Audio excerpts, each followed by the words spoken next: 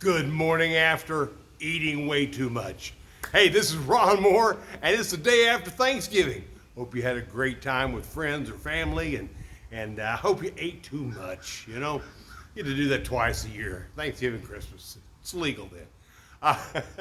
Hey, wanted to finish up talking about Samson to you, about how he brought the house down. Well, he did, but oh, what a price that he paid doing all that.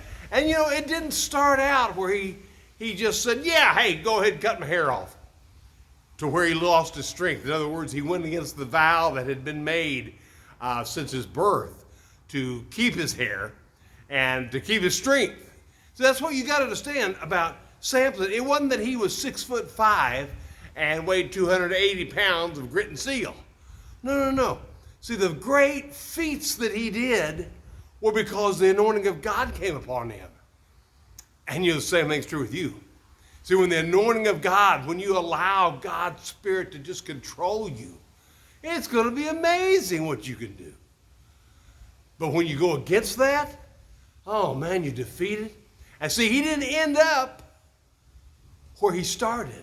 I mean, in other words, he didn't start out to bring the house down and kill himself in doing so. No. He started out a little compromise here. See, oh, I want to marry a Philistine woman. Well, you know, God very clearly said, you know, you don't need to be marrying the Philistines. I mean, they were some Philistine fillies, no doubt. good looking honeys. But see, and it wasn't that God had systemic racism, but rather because, see, God knew that if you get in a relationship with somebody that doesn't love him, they're going to pull you down. You're not going to be fulfilled. Well, Samson just kind of kept on. And you know, that's just what it is, isn't it? You know, we can compromise and, we may be able to bounce back after a few times. But boy, then after a while, it just begins to take hold of us. And see, after a while, finally, Samson met Delilah, who was his one and only haircut. And he paid dearly for that.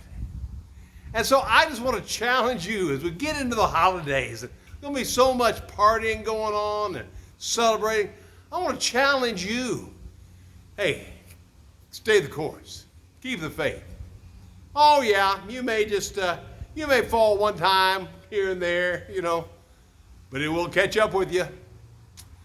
Oh, listen, I don't want to hear any reports of those of us who love God, who have paid dearly with our lives. Because, you know, sooner or later, hey, we bring the house down on us. I want to hear that. I want to challenge you today to say, hey, as for me and my house, we're going to serve God. Maybe it's just you. Maybe it's just you and your children if you're a single mom, single dad. But I want to hear those reports of victory. Because I'm telling you, Jesus is about victory. And when you walk with him, when you just say, okay, Lord, and be honest with him, Lord, I am so tempted. But I want to walk with you, Lord. There's nothing wrong with being tempted. But it's when you say, Lord, victory comes when you say, Lord, I want to love you. I want to love you more than my flesh. Then, boy, hey, you bring the house down in a better way because you bring down heaven on earth to absolutely work in and through you. Listen, this weekend, hey, go with God. I'm telling you, he wants to work through you if you'll just let him. Hey, have a great weekend, and I'll talk to you again on Monday. Bye-bye now.